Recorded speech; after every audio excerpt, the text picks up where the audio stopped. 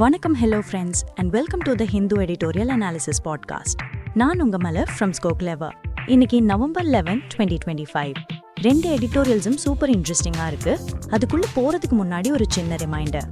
இந்த எடிட்டோரியல்ஸோட important vocabularies இருக்கிற premium PDF உங்களுக்கு ஃப்ரீயா வேணும்னா உடனே நம்ம Clerk டெலிகிராம் சேனல்ல ஜாயின் பண்ணிக்கோங்க. ஜாயினிங் லிங்க் கீழே டிஸ்கிரிப்ஷன்ல இருக்கு. இன்னொரு சின்ன டிப், நான் எக்ஸ்பிளைன் பண்ணும்போது பிகினர்ஸ்க்கு கொஞ்சம் ஃபாலோ பண்ண கஷ்டமா இருந்தா feel free to pause the video. அந்த இங்கிலீஷ் சென்டென்ஸை அனலைஸ் பண்ணுங்க. புரிஞ்சதுக்கப்புறம் முடிஞ்சா அந்த சென்டென்ஸை 2 தடவை லவுடா படிங்க. ட்ரஸ்ட் மீ, பிகினர்ஸ் இப்படி பண்ணிட்டே வந்தா ஜஸ்ட் 6 monthsல உங்க இங்கிலீஷ் நாலேஜ்ல ஒரு டிராஸ்டிக் இம்ப்ரூவ்மெண்ட் பார்ப்பீங்க. இப்போ let's get started. Okay, let's jump into our first editorial.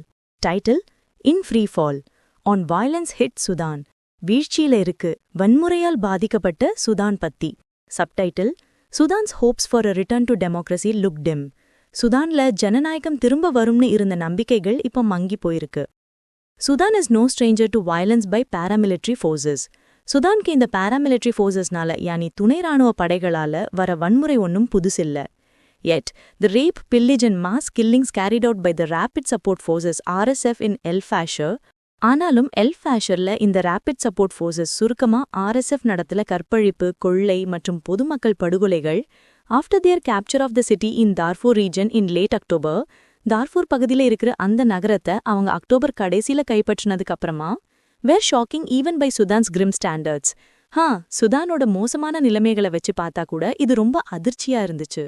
இந்த RSF, a predominantly Arab militia. இந்த RSF இது முக்கியமா அரபு இனத்தவரை கொண்ட ஒரு ஆயுத குழு, known for its brutality against Sudan's African communities. சுதானோட ஆப்பிரிக்கன் சமூகங்களுக்கு எதிராக காற்ற கொடூரத்துக்கு பெயர் போனது. Unleashed a wave of atrocities. ஒரு அடுக்கடுக்கான கொடூரங்களை கட்டவிழ்த்து விட்டுருக்கு, including a massacre at a maternity hospital. இதுல ஒரு மகப்பேறு மருத்துவமனையில நடந்த படுகொலையும் அடங்கும். பாவம். The RSF now controls 5 of Darfur's capitals. இப்போ RSF தார்ஃபூரோட 5 தலைநகரங்களை தன்னோட கட்டுப்பாட்டுல வச்சிருக்கு. tightening its grip over the famine-stricken region. இதன் மூலமா பஞ்சத்தால பாதிக்கப்பட்ட அந்த பகுதியில தன்னோட பிடியை இன்னும் இறுக்கமாக்குது. In a chilling demonstration of impunity. தண்டனையிலிருந்து தப்பிச்சிடலாம்ங்கிற திமிர்ல ரொம்ப கொடூரமான ஒரு செயல் செஞ்சிருக்காங்க. RSF militants posted footage of some of their crimes on social media. இந்த RSF தீவிரவாதிங்க அவங்க செஞ்ச சில குற்றங்களை சோஷியல் மீடியால ஃபுட்டேஜாவே போஸ்ட் பண்ணியிருக்காங்க. பண்ண அட்ராசிட்டிஸ்க்கு ஒரு லைக்கா ஷேரா எக்ஸ்பெக்ட் பண்றாங்களோ, unbelievable. Born from the Arab supremacist Janjaweed militia in the early 2000s, 2000களோட தொடக்கத்துல அரப் இனமே உயர்ந்ததுன்னு சொல்ற ஜஞ்சாவீத் ஆயுத குழுவிலிருந்து உருவானதுதான் இந்த RSF. The group had faced accusations of ethnic cleansing and genocide against non-Arab communities in Darfur. இந்த குழு தார்ஃபூர்ல இருக்கிற அரபு இல்லாத சமூகங்களுக்கு எதிராக இனப்படுகொலை மற்றும் இன அழிப்பு செஞ்சதா குற்றச்சாட்டுக்களை சந்திச்சிருக்கு. It laid siege to El Fasher. அது எல் ஃபேஷர் நகரத்தை முற்றுகையிட்டது. The Sudanese Army's last major stronghold in Darfur. இதுதான் தார்ஃபூர்ல சுதானிஸ் ராணுவத்தோட கடைசி பெரிய கோட்டையா இருந்துச்சு. 18 months ago, 18 மாசத்துக்கு முன்னாடி. A blockade that triggered a famine in the region. இந்த முற்றுகை தான் அந்த பகுதியில ஒரு பெரிய பஞ்சத்தை உண்டாக்கிச்சு. More than 12 million people have been displaced since Sudan's civil war broke out in April 2023. சுதான்ல April 2023ல உள்நாட்டு போர் வெடிச்சதிலிருந்து 12 மில்லியனுக்கும் அதிகமான மக்கள் இடம்பெயர்ந்திருக்காங்க. And tens of thousands killed. 10,000 கணக்கானோர் கொல்லப்பட்டிருக்காங்க. According to UN experts, UN நிபுணர்களோட கருத்துப்படி, the country is now facing the world's worst humanitarian crisis. இந்த நாடு இப்போ உலகத்தோட மிக மோசமான மனிதாபிமான நெருக்கடியை சந்திச்சிட்டு இருக்கு. While both the army and the RSF have been accused of war crimes, ராணுவம் RSF 2 பேர் மேலேயுமே போர்க்குற்றச்சாட்டுகள் இருந்தாலும், the atrocities by the paramilitary force have increasingly been described as genocidal. இந்த துணை ராணுவ படையோட கொடூரங்கள் அதிகமா இனப்படுகொலைன்னு தான் வர்ணிக்கப்படுது. When the regime of dictator Umar al-Bashir fell in 2019, 2019ல சர்வாதிகாரி Umar அல்-பஷீரோட ஆட்சி கவிழ்ந்தப்போ, many hoped that Sudan was on the cusp of a new dawn. Sudhan ஒரு புதிய விடியலோட விளிம்புல இருக்குன்னு நிறைய பேர் நம்பினாங்க. But hopes for a democratic transition were short-lived. ஆனா ஜனநாயக மாற்றத்துக்கான அந்த நம்பிக்கைகள் கொஞ்ச காலம்தான் நீடிச்சது. As the military and the RSF jointly staged a coup in 2021. ஏன்னா 2021ல ராணுவமும் RSFும் ஒன்னா சேர்ந்து ஒரு ஆட்சி கவிழ்ப்பு நடத்தினாங்க. Mr. Bashir had raised the RSF out of the ranks of Janjaweed. Mr. Bashir தான் இந்த RSF-ஐ ஜஞ்சாவீத் குழுவிலிருந்து வளர்த்து விட்டாரு and treated the group as his personal army. அந்த குழுவை தன்னோட தனிப்பட்ட ராணுவம் மாதிரி தான் நடத்தினாரு. He used it to neutralize domestic opposition and as a parallel structure to the military. அவர் அதை உள்நாட்டு எதிர்ப்பை சமாளிக்கிறதுக்காகவும் ராணுவத்துக்கு இணையா ஒரு அமைப்பு மாதிரி பயன்படுத்தினாரு. Yet, when the roots of the Bashir regime were shaken by public protest in 2019, ஆனாலும் 2019 மக்கள் போராட்டத்தால பஷீர் ஆட்சியோட வேர்கள் ஆட்டம் கண்டப்போ, the RSF turned against him. RSF அவருக்கே எதிரா திரும்பிடுச்சு. கூடவே இருந்து குழி பறிக்கிறதுன்னு சொல்வாங்க இல்லையா, அதேதான். But once the military consolidated power in 2021, ஆனா 2021 ராணுவம் தன்னோட அதிகாரத்தை உறுதிப்படுத்தினதுக்கு அப்புறம் and insisted that the RSF integrate with the regular army, RSF முறைப்படியான ராணுவத்தோட இணைக்கணும்னு ராணுவம் வற்புறுத்தினப்போ, the alliance between the army and the RSF fell apart. ராணுவத்துக்கும் RSFக்கும் இடையிலான கூட்டணி உடைந்து போச்சு. plunging Sudan into a civil war. சுதானை ஒரு உள்நாட்டு போருக்குள்ள தள்ளிடுச்சு. Today, the military government backed by Egypt, இன்னைக்கு எகிப்து ஆதரவோட இருக்கிற ராணுவ அரசாங்கம் controls most of Sudan. சுதானோட பெரும்பாலான பகுதிகளை கட்டுப்படுத்துது. While the RSF supported by the UAE dominates Darfur. அதே சமயம் UAE ஆதரவோட இருக்கிற RSF Darfurல ஆதிக்கம் செலுத்துது. Earlier this year, Army pushed the RSF out of Khartoum, the capital. இந்த வருஷத்தோட தொடக்கத்துல ராணுவம் RSF தலைநகரம் கார்த்தூம்ல இருந்து வெளியேத்துச்சு. But the fall of El Fasher confirms that the militia remains entrenched in its stronghold.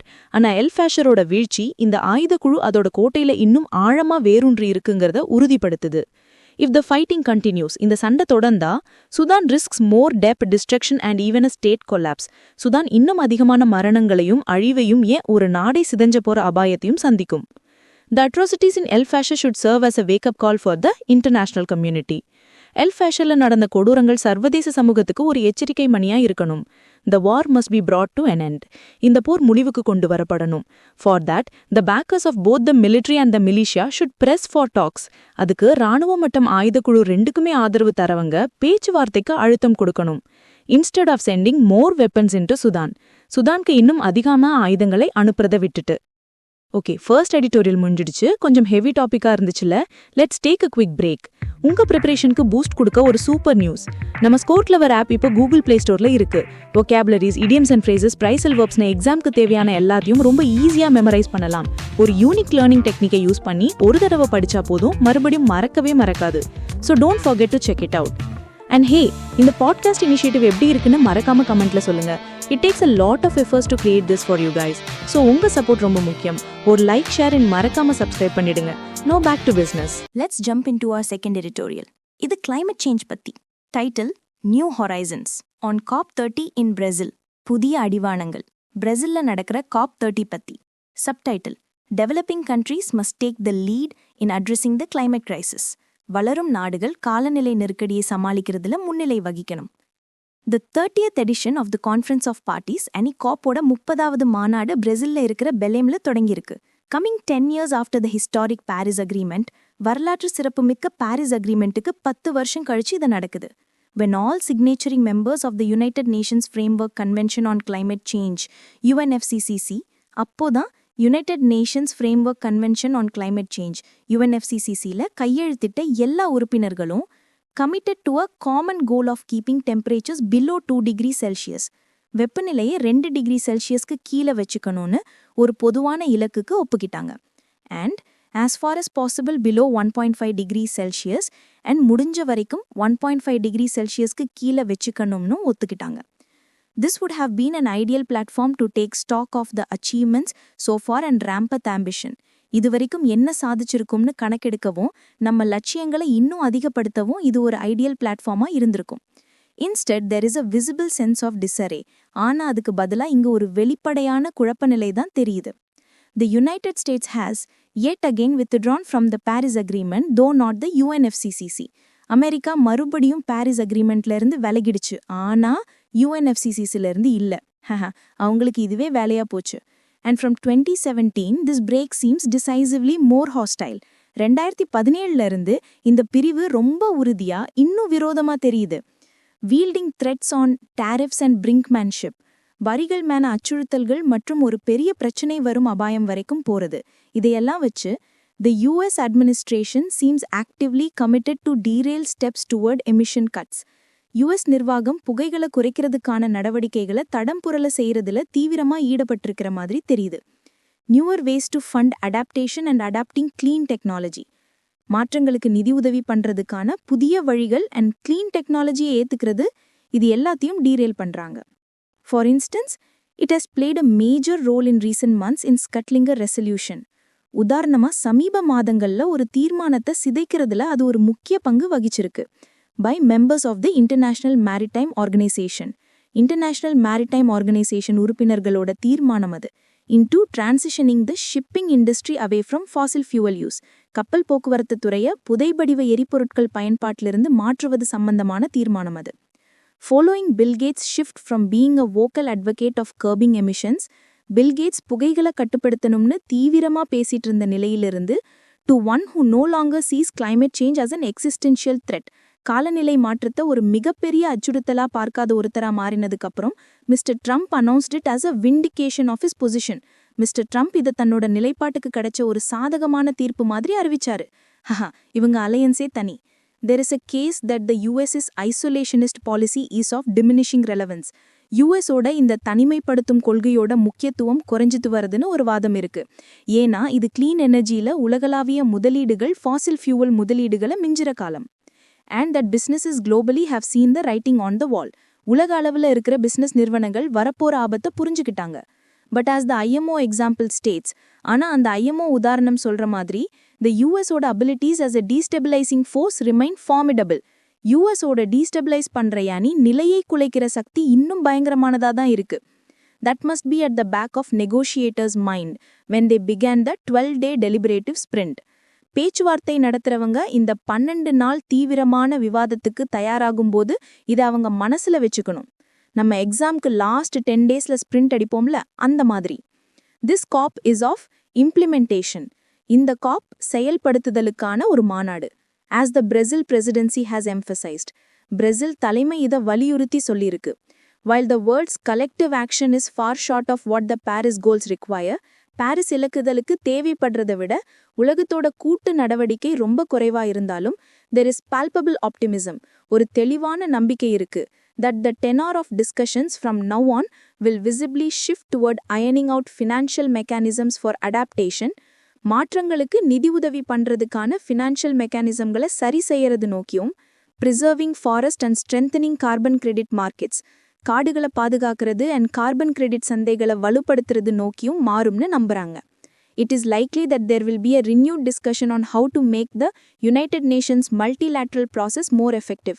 United நேஷன்ஸோட இந்த பலதரப்பு செயல்முறையை எப்படி இன்னும் திறம்பட மாற்றுறதுன்னு ஒரு புது விவாதம் நடக்கும்னு எதிர்பார்க்கப்படுது. At delivering decisive outcomes, உறுதியான முடிவுகளை எட்டுறதில்ல. And perhaps a debate on the creation of a climate council. And ஒருவேளை ஒரு கிளைமேட் கவுன்சில் உருவாக்குறது பத்தியும் விவாதம் நடக்கலாம். As Brazil proposed earlier this year. Brazil இந்த வருஷம் முன்னாடியே இதை ப்ரொபோஸ் பண்ணியிருந்தாங்க. So this all promises fresh energy and verve to a process. இது எல்லாமே இந்த செயல்முறைக்கு ஒரு புது ஆற்றலையும் உற்சாகத்தையும் கொடுக்கும்னு நம்பப்படுது. That has come to be seen as ineffective in addressing the climate crisis. இந்த செயல்முறை காலநிலை நெருக்கடியை சமாளிக்கிறதுல பயனற்றதா பார்க்கப்பட்டு வந்துச்சு. However, this is also an opportunity for the large developing economies. ஆனாலும் இது பெரிய வளரும் பொருளாதார நாடுகளுக்கு ஒரு வாய்ப்பு. India, China, Brazil and South Africa in particular, குறிப்பா இந்தியா, சீனா, பிரேசில் அண்ட் சவுத் ஆப்பிரிக்காக்கு to stake claim to leadership, தலைமை பொறுப்புக்கு உரிமை கோர.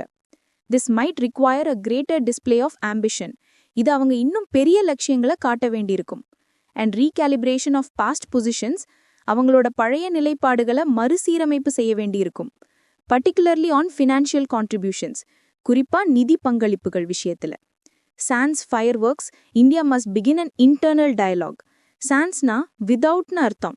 ஸோ பெரிய ஆரவாரம் இல்லாம இந்தியா தனக்குள்ள ஒரு உரையாடலை தொடங்கணும்.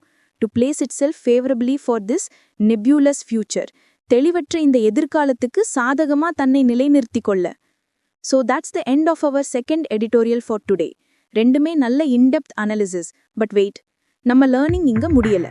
இன்னைக்கு படிச்ச எடிட்டோரியல்ஸ்ல இருந்து எடுத்த இம்பார்ட்டன்ட் vocabularies உடன் ஒரு சூப்பர் குவிஸ் இருக்கு. நம்ம ஸ்கோர் கிளவர் டெலிகிராம் சேனல்ல நடக்கிற டெய்லி எடிட்டோரியல் vocabulary குவிஸ் பத்தி சொல்றேன். Think of it as the IPL for editorial vocabulary. Daily sharp 7 PM live quiz நடக்கும். மந்த்லி லீக் ஸ்கோர்ஸ் ரிவார்ட்ஸ்னு செம்ம ஃபன்னா இருக்கும். உங்களோட vocabulary பவரை டெஸ்ட் பண்ணி டெய்லி இம்ப்ரூவ் பண்ணிக்க இது ஒரு awesome chance. Don't miss it. ஓடி வந்து ஜாயின் பண்ணிக்கோங்க. லிங்க் டிஸ்கிரிப்ஷனில் இருக்கு. This is your Malar from Score Clever signing off. நாளைக்கு சந்திப்போம். Bye by.